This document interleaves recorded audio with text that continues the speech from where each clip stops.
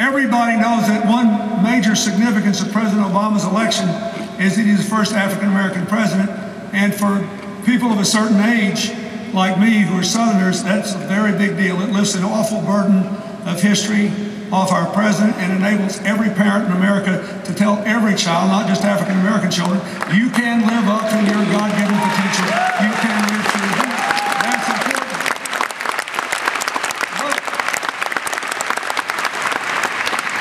For your purposes, the second element of significance of the Obama election may be even more important, and particularly for those of you who are younger, for your future.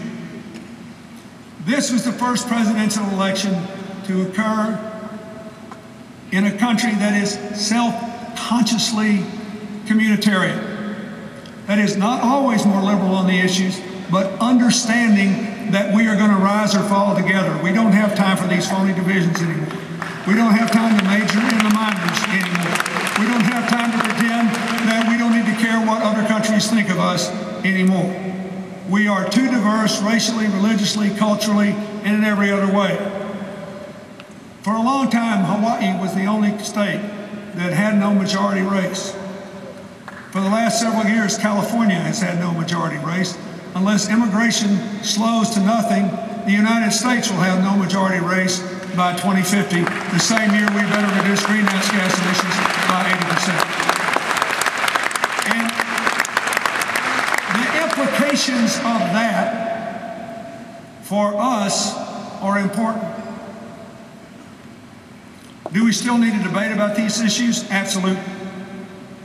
Do you need to debate when you think the president's wrong or the State Department's wrong or anybody else? Absolutely.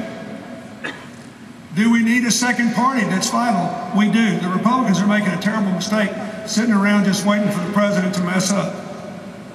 Now, as a Democrat, it suits me fine. But the truth is, we need an honest, principled debate on all these complex issues. But in order for them to join that debate, they have to abandon. Hey, you know, you ought to go to one of those congressional health care meetings. I'll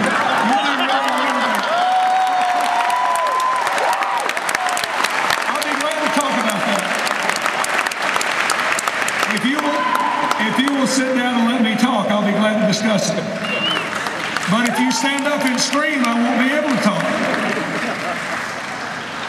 But the other guys would love to have you. I want to talk more about that. But anyway, so here we are in a different world. Now, it's not like the 1990s. You want to talk about don't ask, don't tell? I'll tell you exactly what happened. You couldn't deliver me any support in the Congress, and they voted by a veto-proof majority in both houses against my attempt to let gays serve in the military. And the media supported them. They raised all kinds of devilment, and all most of you did was to attack me instead of getting me some support in the Congress. Now that's the truth. Second, it's true. You know, you may have noticed that presidents aren't dictators. They were about to vote for the old policy by margins exceeding 80% in the House and exceeding 70% in the Senate.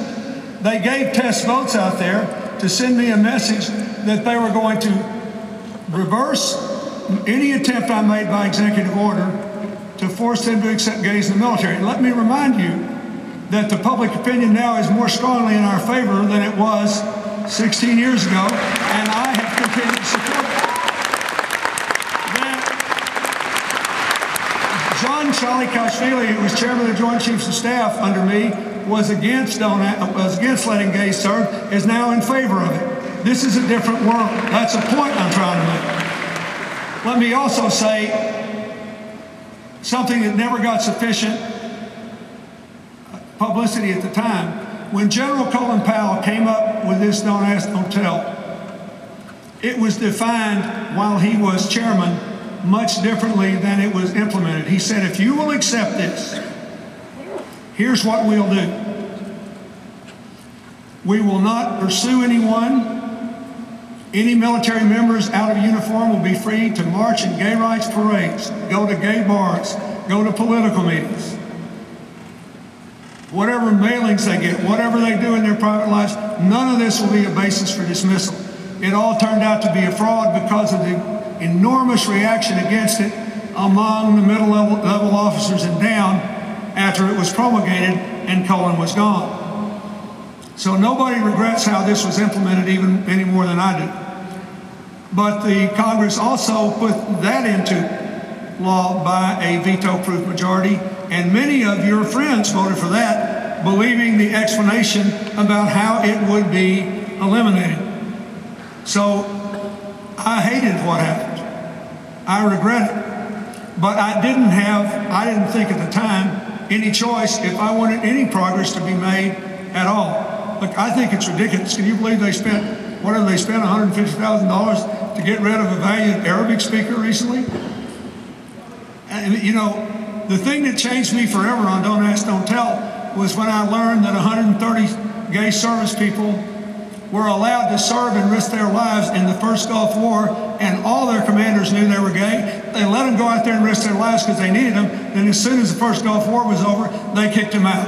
That's all I needed to know. That's all anybody needs to know that this policy should be changed.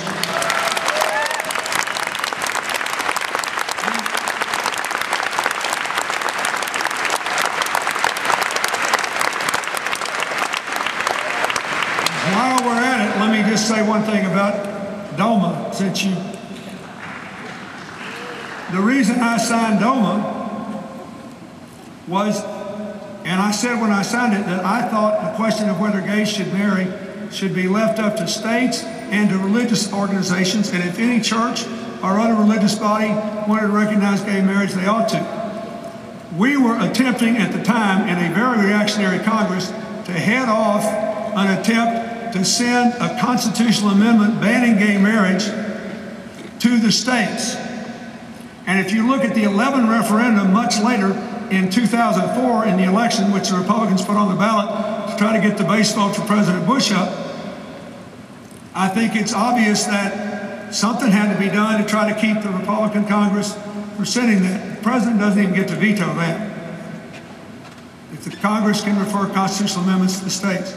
I didn't like signing DOMA, and I certainly didn't like the constraints that were put on benefits, and I've done everything I could, and I'm proud to say that the State Department was the first federal department to restore benefits to gay partners in the Obama administration, and I think we're going forward in the right direction now for federal employees, and I don't like that either. I don't like the DOMA. But actually all these things illustrate the point I'm trying to make. America has rapidly moved to a different place on a lot of these issues. And so what we have to decide is what we're going to do about it.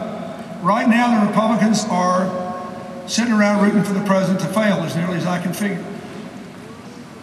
And one of the reasons that people are so hysterical at all these healthcare town hall meetings, and they've been stirred up like they have, is they know they have no chance to beat healthcare this time unless they can mortify with rigid fears some moderate and conservative Democrats.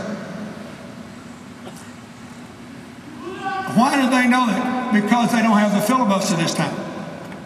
Last time all that was necessary, since Senator Dole wanted to run for president in '96, and I offered to write a health care bill with him, just like President Obama has bent over backwards to work with the Republicans, was for Bill Kristol to send out that memo saying you cannot let the Democrats pass any kind of health care or we'll be a minority party for a generation.